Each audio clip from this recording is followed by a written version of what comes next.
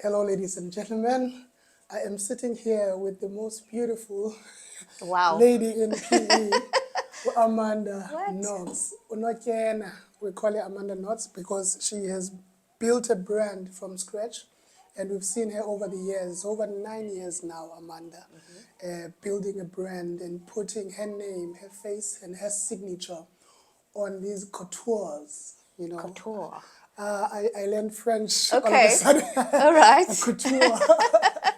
And I'm happy to actually have Amanda today. Welcome, Amanda. Thank you. Thank you so much. Kunjani? I'm good. How are you? I'm good, I'm good. I mean, like, when I was preparing for this, I was thinking the kinds of beauty, that we relate and associate with your work, with your personality, with your eye, with the needle and the thread through the needle. And I wanted to find out where does this beauty come from? Maybe can you start from the beginning? Okay. Ukhula phi, ukhula njani? How is your family set up? Well, I was born and bred in Port Elizabeth, Edwesi. And yeah, I was raised by both my parents. My father unfortunately passed away in 2005. I was still in high school back then. So, where my dad, uKatyeni, Mamali, Ndondela, Gomez Bomvu, that's my dad. How's where? Yeah, he was a rugby player, so and he was very fast, so they used to, and I think he played scrum half or something like that, so Oh, they called him yeah. Uskrami. So Oh, that's my okay, dad. okay. And then my mom, ndizalwa nguMarhadebe ke mna ke. Yes. Is this? And so, and I was amongst four other kids.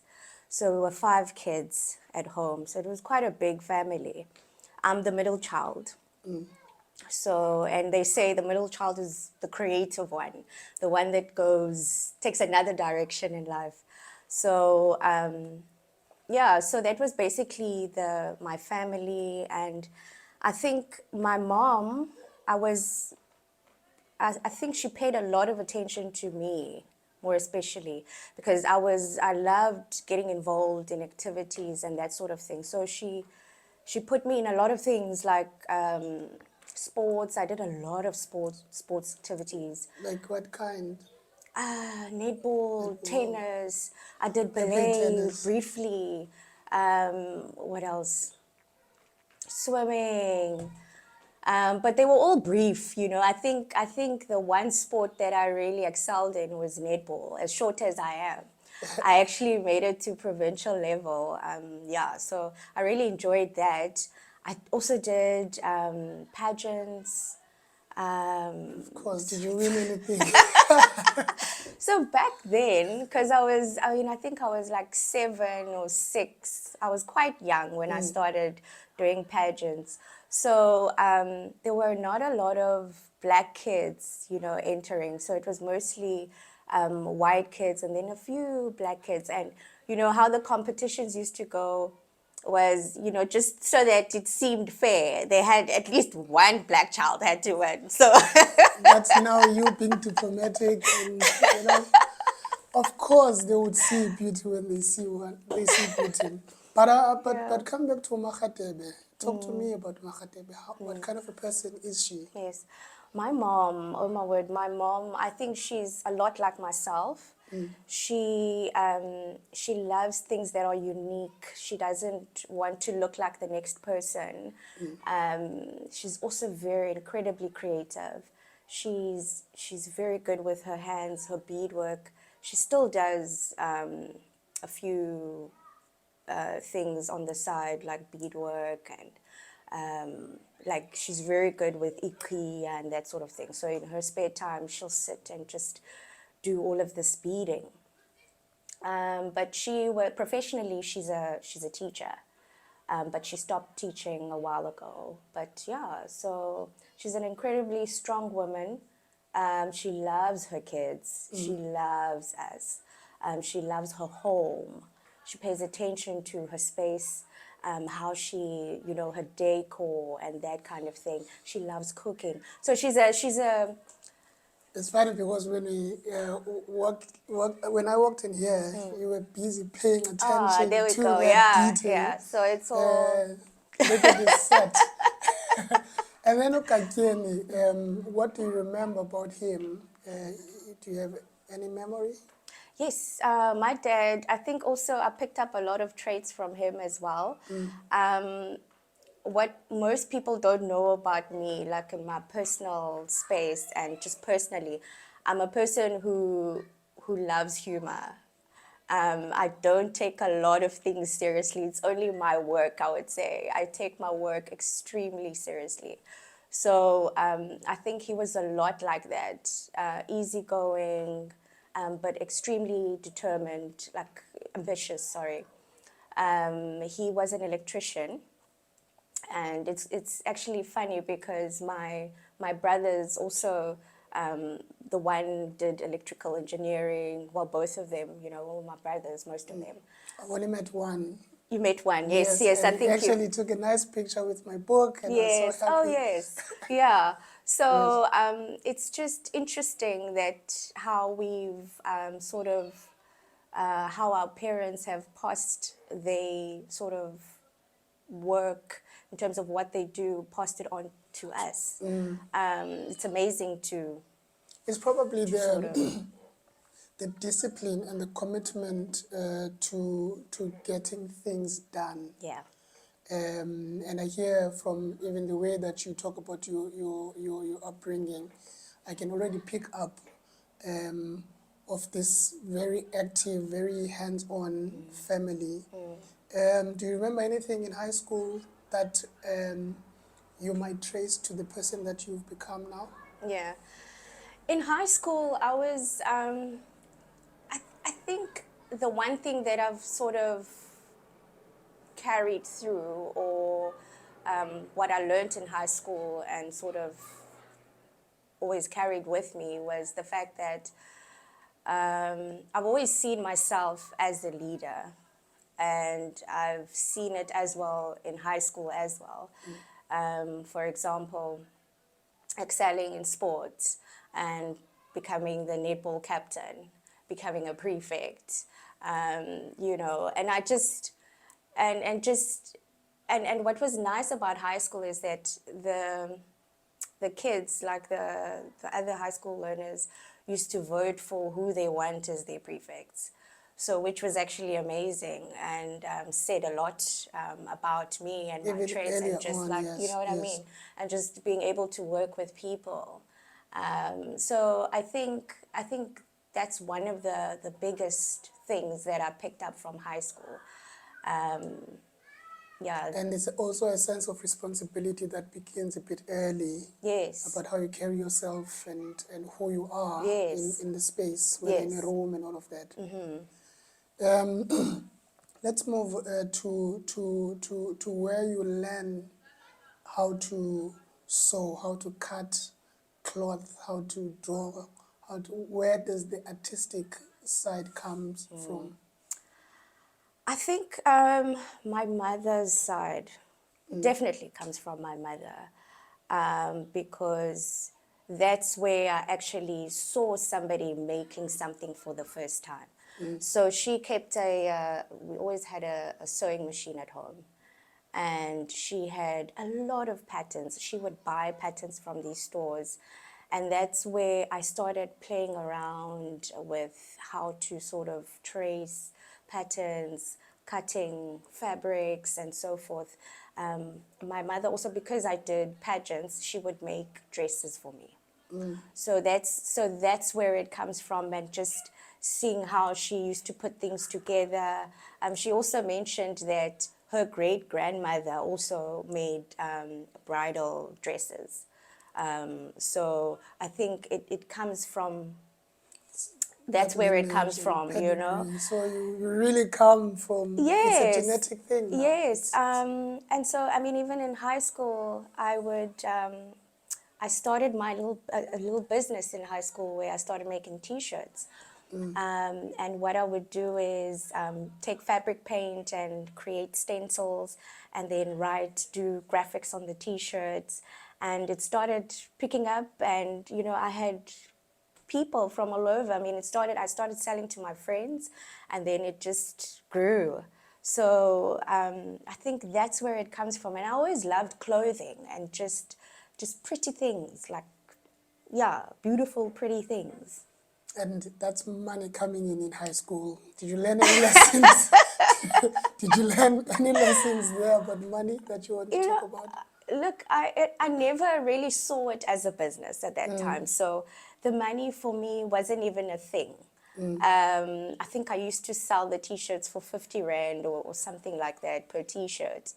And I think it even cost me more to make the t-shirt, but I wasn't really paying attention to that. Yeah. I was just excited about me being able to create something and people buying into it.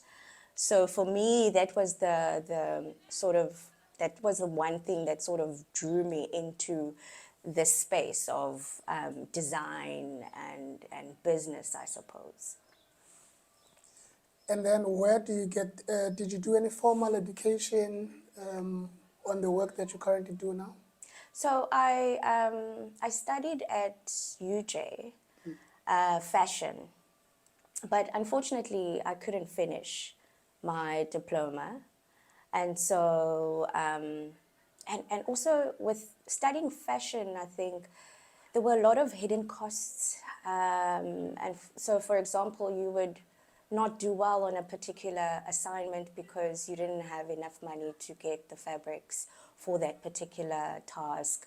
But also, they're not provided to you. no, it's a very expensive course to take. Okay. Because of the hidden costs, and that's what I didn't realize, and the fact that I was studying away from home, so there were other costs involved as well. So it just became it was a bit too much for my mother to handle, but also it was just not a good time back then for us as a family because my dad had just passed and so forth. So it was a difficult time.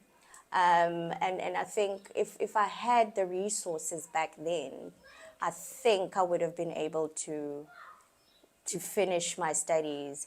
But I think because of this burning desire, look where I am right now. Yeah, because So we don't see that now. Yeah. And part of having this conversation, I know there's somebody who's struggling to Yeah. complete their studies for whatever reason. I know there's somebody who wants to build a similar Yeah. company. The desire is there, but I wanted to find out, what did Amanda do? Do you remember when we were growing up, there was What Would Jesus Do? There were those bands that we actually bought in high school. I remember those. What would Jesus do? WJD. Yeah. In the same sense, what would Amanda do, and what did Amanda do when first faced with diverse challenges, building the kind of a person that she is today? Walk with me now. How do you start Amanda Knots? So in varsity, the university, there was a lecturer. Her name was Glenda. I just forgot her surname. And so she would write my name in short if, she was marking our assignments and so forth. So she, instead of Amanda Notyena, she'd just write Amanda Not, N-O-T. And so, and it just, I don't know, it just triggered something in me to say, okay, well, I like the sound of this. It looks cool. And what would I actually call my brand one day? So it just got me thinking. And I thought about, how about I just tell a story through my brand name? And I always wanted to not just be a designer of just anything. I wanted to specialize in something. So I decided that I would just focus on bridal wear. And so I thought, okay, well, let me tell the story behind my brand name. And the story would be Amanda Ties the Knot. Right. So that's where Amanda Knots comes from. Yes. Yeah. It's a story. Nelson Mandela was also given Nelson, Yeah. the name Nelson, by a sub-A teacher Oh, wow. who would not mention or pronounce Kgolihlahla. And then she said, "You'll be Nelson." And also, we know Nelson Mandela. We seldom say Kgolihlahla Mandela. Yes, yes. But maybe it helps me now to bring your worldview. You speak eloquently. I do? Yeah, you too. You speak so eloquent, and I want you to, and I wanna link this kind of eloquence with how it translates to looking at your garments and seeing something that is so perfect and beautiful and sparkly that we see celebrities dressed in. Where do you get the sense of beauty? Where do you get the sense of self-articulation? Um, how do you, what language do you dream in? What do you dream about? Do you understand what I'm trying? I'm Yeah. trying to find out the essence Yeah. of the I that you have, the essence of the Amanda that you are. You touch, material, it becomes beautiful garments. You touch plants, they become these beautiful bouquets that you have. Um, um, where, how do you see the world? That I don't know. I honestly don't know. And I think for me, because I love truth, I love things that are, and in any situation, I want to be fair and true. So I think my approach to design and just the I seek for truth. You know what I mean? And so I think it goes back to what I was saying about creating the name Amanda Knots and creating a story behind the name. Yeah. I think in every piece of design, there is a story to tell in every piece of design. And for me, the message through design is beauty, so it should be beautiful. But how do I tell your story in the form of, that it's true, it's a true story, but how can we make that beautiful? It needs to be beautiful. And I think that's where I create from. That's the place where I create from. I need a story. I need to know Olwam. I need to know what Olwam is about. And then when we create a piece for Olwam, how do we create that piece, sort of exposing the beauty within Olwam? I think that's my thought process when it comes to creativity. Haute Couture, everybody. This is a language that we basically are engaging in here. And the more I'm listening to Amanda, and she doesn't know this, because when we see somebody dressed, she dressed Enhle. You dress people, actresses. You dress people who are going to important events. Either it's a matric dance, Yep. it's their wedding day, and this. People meet you where they want to be their best. To uphold that, both for yourself, that sense of truth, and for themselves, their sense of truth. And I'm happy that you mentioned truth, because for me that is ethos. That is your ethos and your aesthetic. That is the beauty. That is what you put out. That's your heart. Yes. And I wanted you to to talk into that. Even if, like, when somebody walks in, and is it about money that they have? Is it about the design that they hold under their arm? Is it the encounter that you and this person have, and now you've explained a bit of that, ukuthi their truth needs to hold even in their garment. Uyithatha phi loo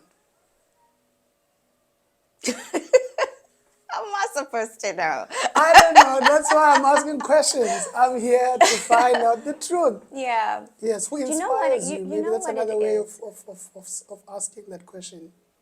You know, you spoke about the fact that, you know, I make garments for people who are attending important events in their lives, brides,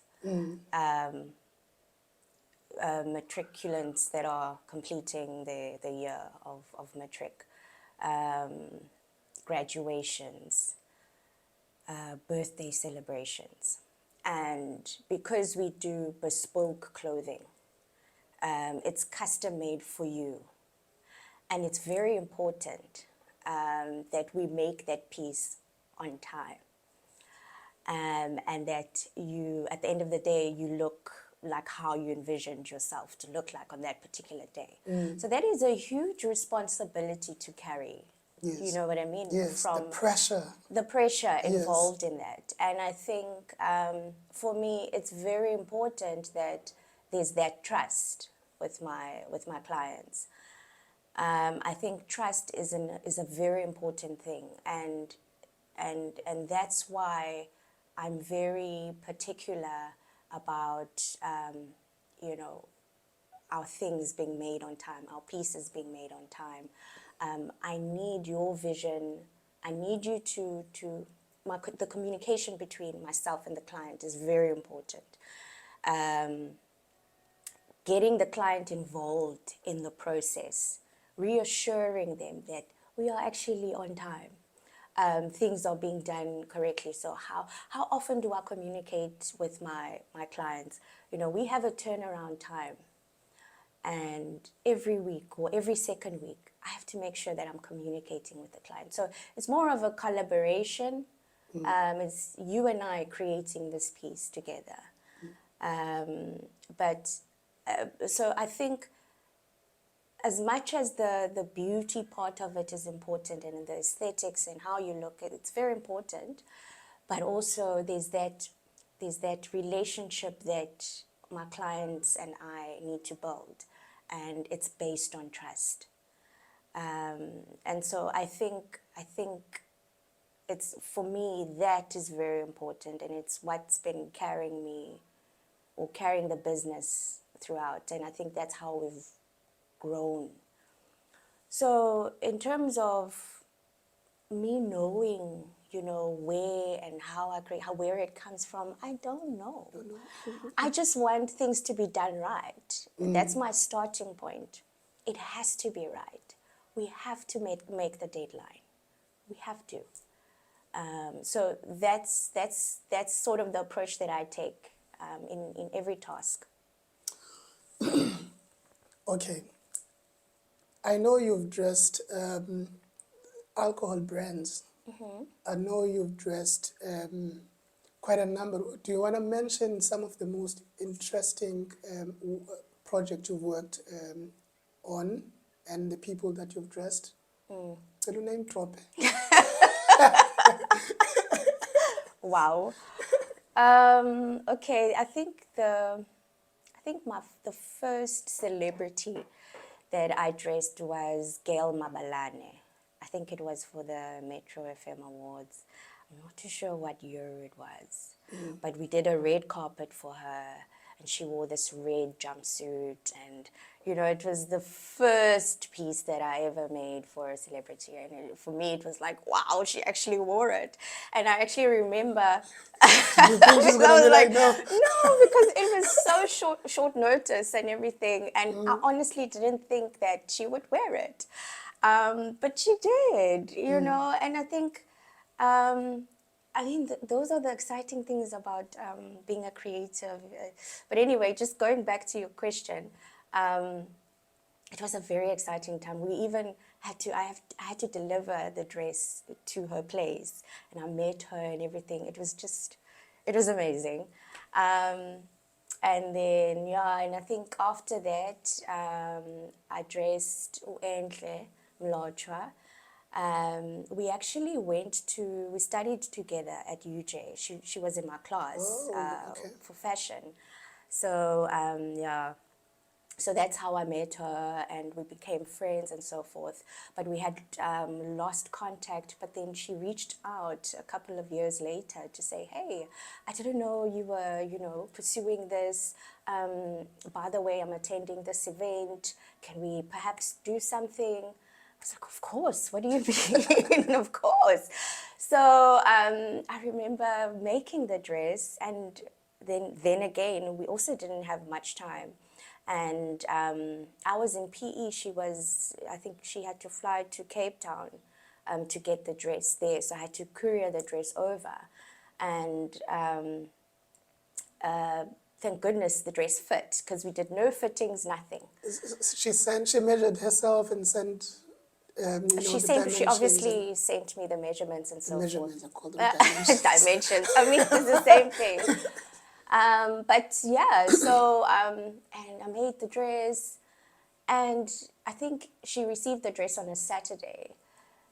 The following day, which was a Sunday, she was right there on Sunday Times front page wearing my garment. I was like, wow, I Did can't they mention your believe this. name there? They did. Oh, okay, that's good. That's good. We're on plagiarism. So that was This so was not amazing. AI created. It was so amazing. So it was Enhle, and then after that, we did a beautiful green dress for her I think her 30th celebration, which a lot of people quite liked. So there's quite a few. I've worked just recently with Umasasa Mbangeni. Such a beautiful person. I wish I knew who that is. Masasa, you don't, what, I really? don't know people. You don't know people, okay. So yeah, I've worked with incredible people, beautiful women. And you've exhibited Fashion Week? I did. Yes. Can't remember what year. Yeah, so that was also quite an experience. Yeah, so it was just one of the highlights in my working life. Okay. Now the business of fashion. We've had COVID. I think we've had these conversations Yeah. between the two of us and the challenges in business that we experienced through COVID. Okay, some did experience challenges, others did not. Who didn't experience No, there are people challenges? who were actually making money through COVID because they pivoted differently and okay. also to accommodate the changing times. But how did you approach the COVID experience, and how did you maintain the business? It was such a dark time. Don't tell me. It was so dark. So it was very interesting because my business relies on events, and at the time, no events could be held. So business literally stopped. It had to stop. And so a friend of mine sort of gave me an idea. Well, she heard about a flower farm that was looking for distributors. And she said that, she just maybe thought maybe I should contact or reach out to those people because I'm already in the bridal space. Flowers. That's a brilliant friend. A brilliant friend. Yes. Yeah, so I think it's also just being around amazing people, and just people who just appreciate the work that you do, because things like that happen. And so I reached out to this flower farm, and I thought to myself, how am I going to do this? I know nothing about flowers. I started talking to people. I approached the owners of the building that I was working from. And because I've created relationships with these people, and they've seen how hard I work, you know. So people really are keen on helping you out when they see that you're really serious about the work that you do. And I was so fortunate that that they connected me to, well, the owner of the building connected me to his sister, who was I think she was she was in flowers. She was in some association that dealt with flowers, and she was a florist as well. So they connected me to her, and she started mentoring me and giving me training on flowers, and that's how I decided to open up a flower business, and called it the Amanda Knott's Flower Bar. And that flower bar carried the business for that particular year. And I think that's how I managed to sort of survive and keep the brand alive. I was very fortunate, but it has to do a lot with the people around me. And the relationship that The you've already built. Yes. You know, these are quality relationships Yeah. that now affect your livelihood. You know, and how's the business going now? Oh, the business is great. It's growing. Excuse me. Yeah, I think we've done a lot we've grown a lot since last year, I think this year I decided to just challenge myself a bit and just focus more, be more of a business woman than a creative, than a designer. Okay. You self-promoted. Yes, I did. Yeah. So who does now the function of creative direction? It's still you, of course. Yes, Did you just get another hat? Yes. So I just added another hat. So I'm part of the business chamber as well. It's a business network, and so I'm part of that. And they connected me to mentors that would, a program that was driven by a particular association. And so I've been on that program where I was allocated 2 mentors, and it's people that know nothing about the industry of fashion but know everything about business. So it's meeting with them every week, and we go through the things that as a creative you really do not want to do. Now in my production studio, I've got whiteboards. There's a list of, there's order. I've gotten to the point where I've got a team now. I've got a team of 3 people. So whereas from last year it was on and off, it wasn't a solid team. But I think my mind, just my perspective has changed quite a bit, because now I'm in a place where it's more of building a culture within the team. Yes. In terms of how we do things, and how we take pride in the work that we do, but also paying attention to the business details, the details that are required to operate a business. So I think my mind has shifted quite a bit. Yeah. She's put on her stilettos.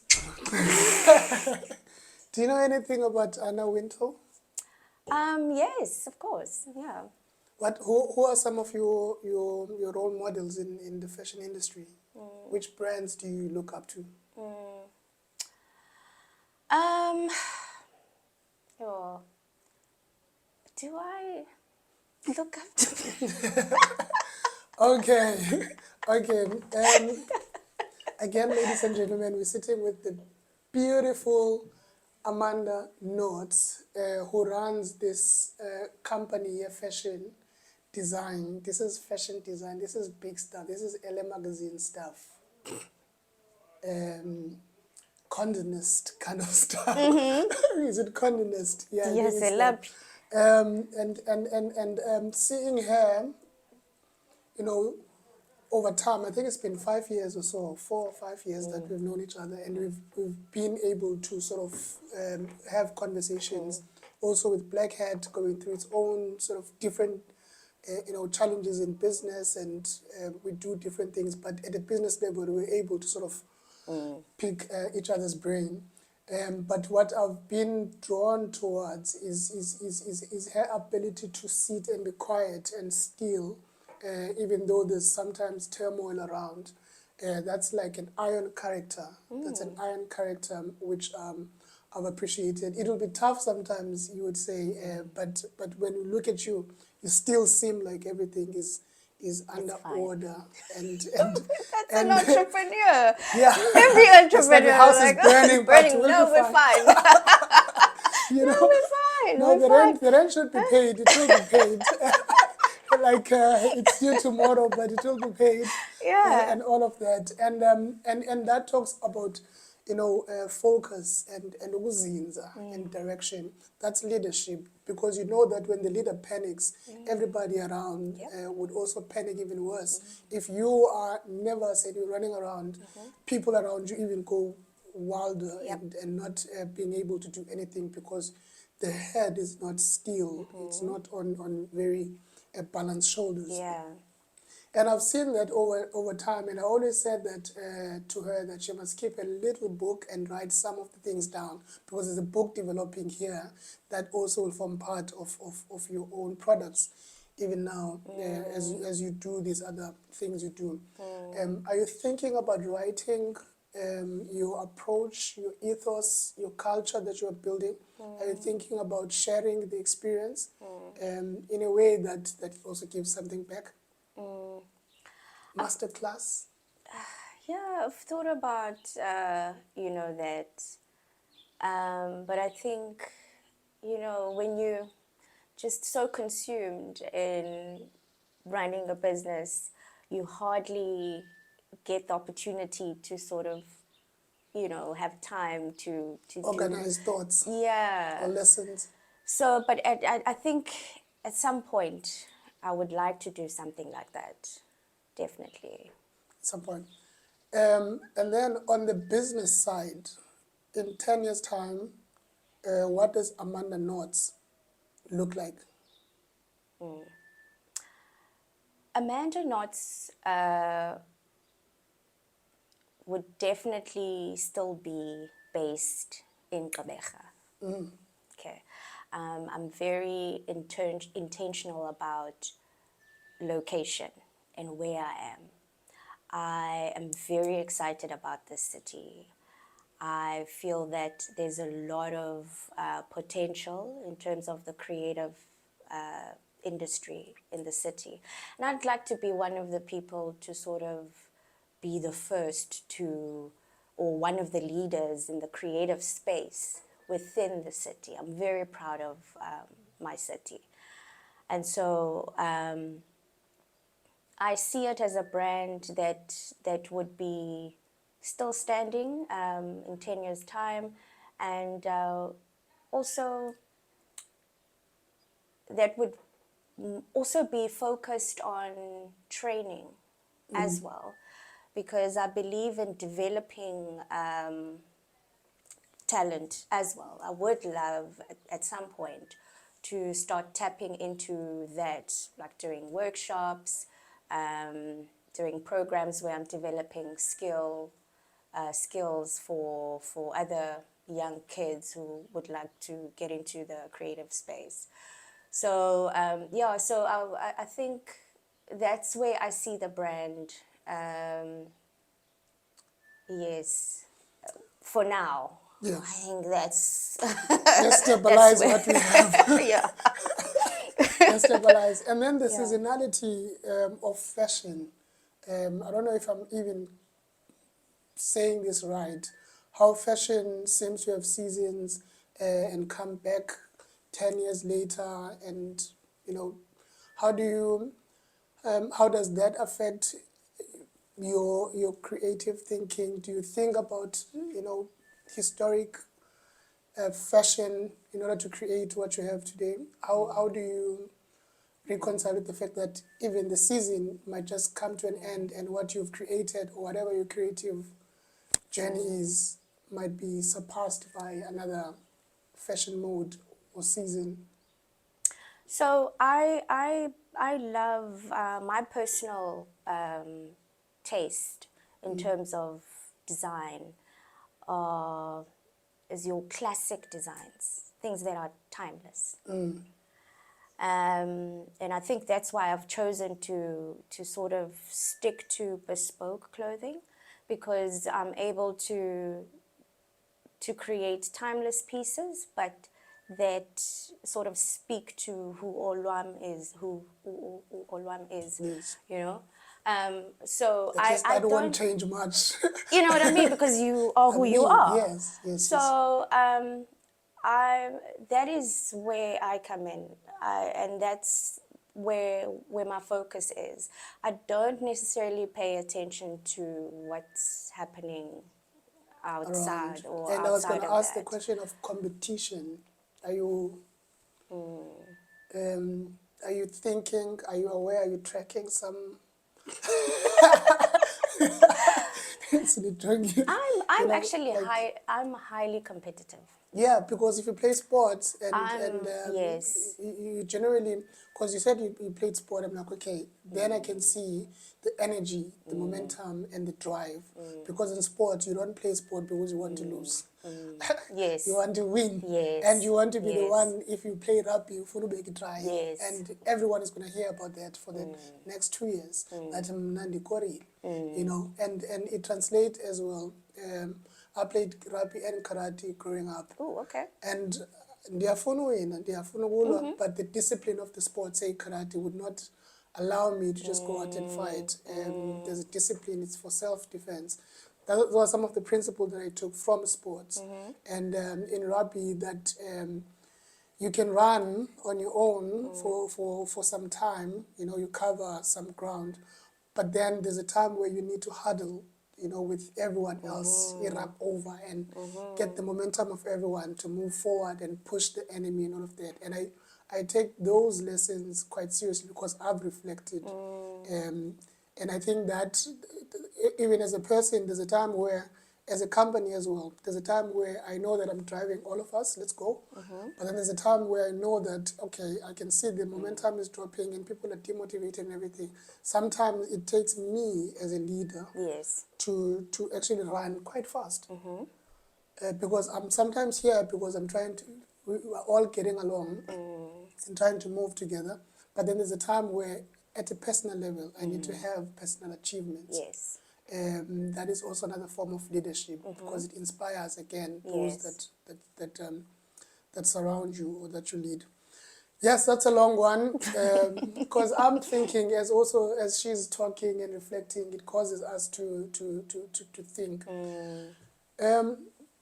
Family, you are one third of five, you said, right? Yes. And then do you think they're going to work here and bring their engineering skills? Have you learned anything from your engineering brothers?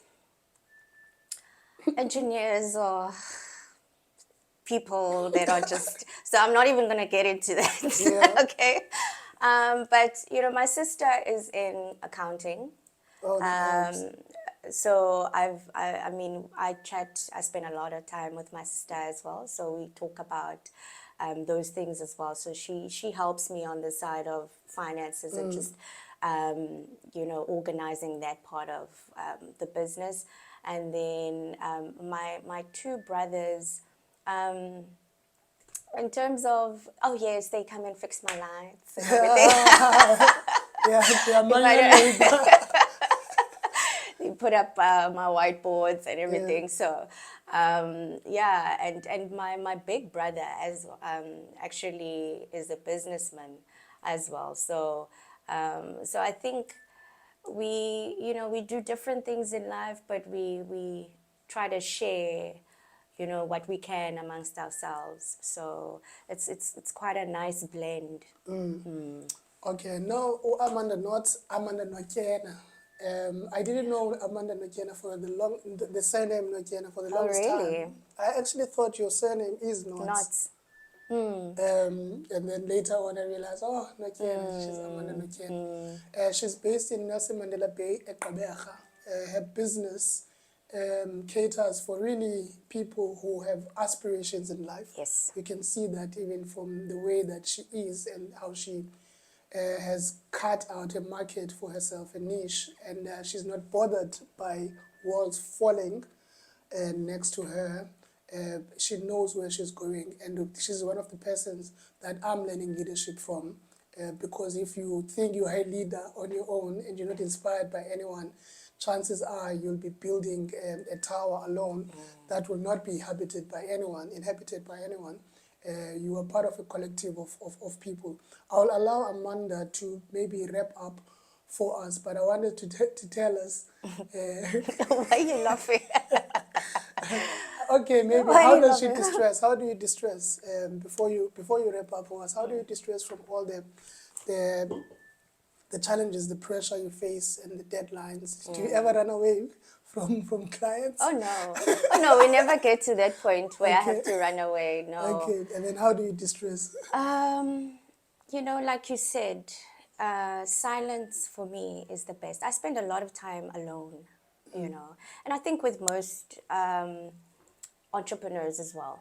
Especially creatives, because yes, you have to dig into yourself. Yeah. Yes, so I spend a lot of time alone. I make sure that I make time to spend alone. Music for me is a big thing. I love music. And so at the end of the week, we close at 4:30. So the first thing I do is I put on my music, and I just sit, you know, and just listen to music and just reflect. So that's where I find my peace, you know, alone time, silence, music. And I've heard Tandi Mazwai. Thandiso. Thandiso Mazwai, sorry, how can I forget the queen? I've heard, is it Jonathan Butler who was playing and a lot of jazz? And yes. who else do you listen to? Oprah Herbs. Okay. Herbie. Oh, yeah. Oh man, Zimngqawana. Yes. You missed those tracks when I they were didn't. playing. I would have heard. I mean, Uzimngqawana we listened to. Kube madoda kubi. That's the track that was playing before Kube you madoda arrived. kubi. Yes. Love that song, So, yeah. And then Umalume. yes. Happy. Yes. Love that. Yes. Amba no Malume. There we go. Yes.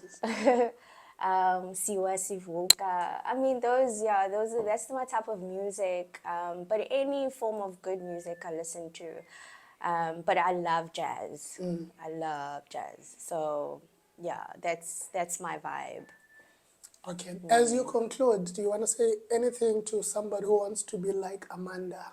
What would Amanda Don't do it. Don't do it.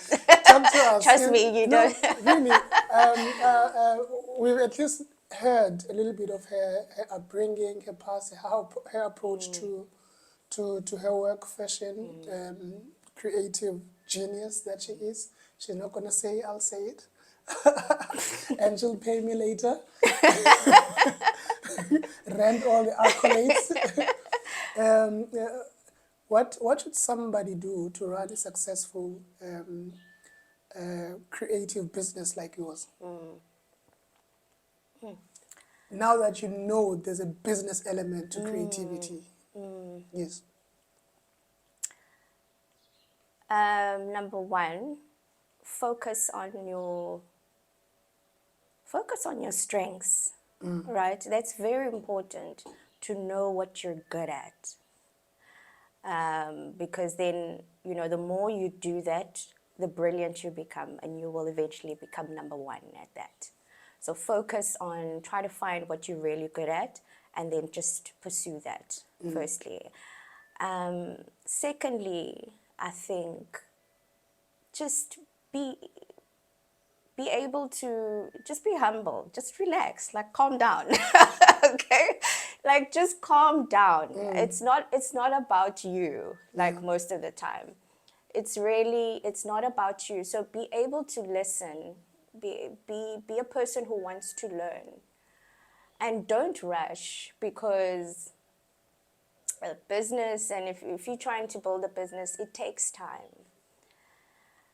It's not going to happen overnight. And when it does happen overnight, it seems like it was overnight, but it was over a number of years. Yes. So just take your time with everything. And I think also relationships play a big part in being in business, because you rely a lot on people. So watch how you communicate with people. Watch how you interact with people, and just be open to people. And just remember that, you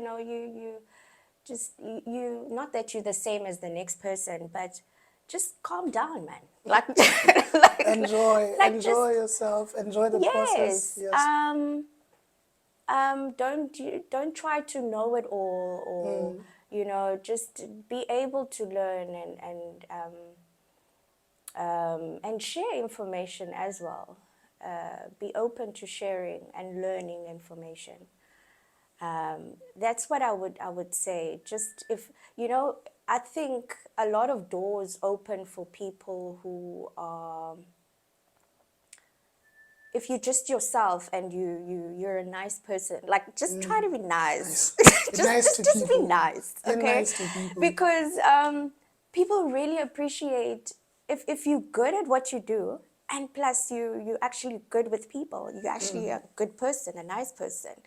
You'd be amazed at the opportunities that come at you, because people actually like you, and you actually good at what you do. And then, like, that's a brilliant combination. If people like you and you're good at what you do, you'll make money. I definitely think you'll make money. Because money must come. Money must come. I want to ask one more question, because I just thought, as you were speaking now, I wanted to find out partnerships. Yeah. Running a business alone versus partnership. Yeah. What's your take on that?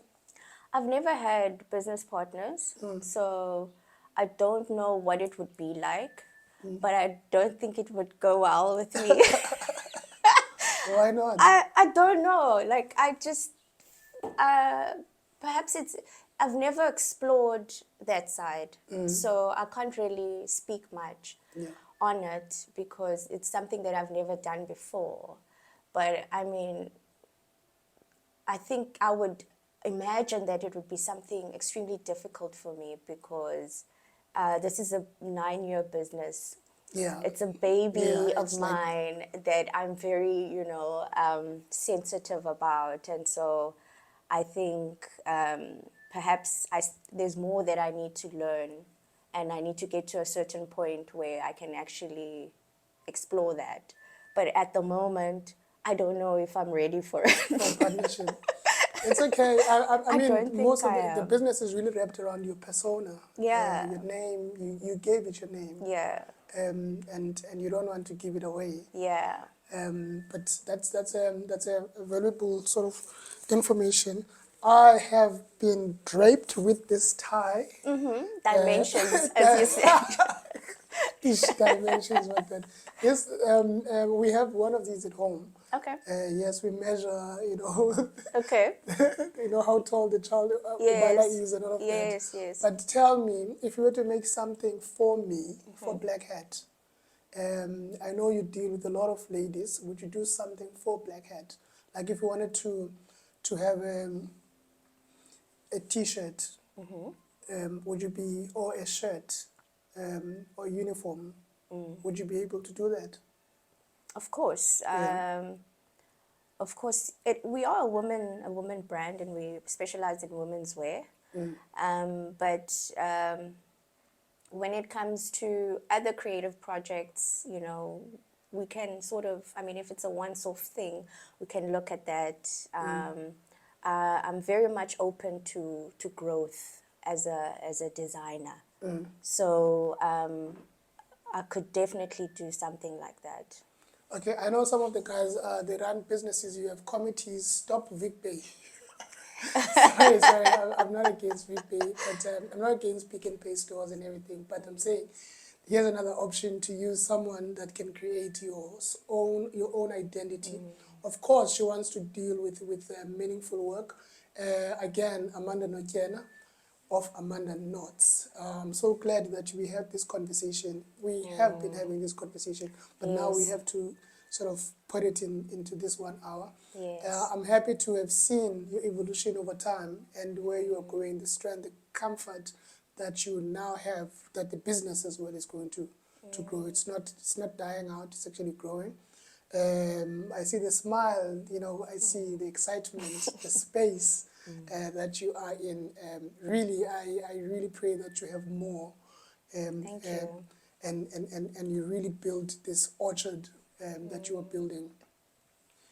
Again, thank you so much, everyone. Amanda Notyena of Amanda Knots.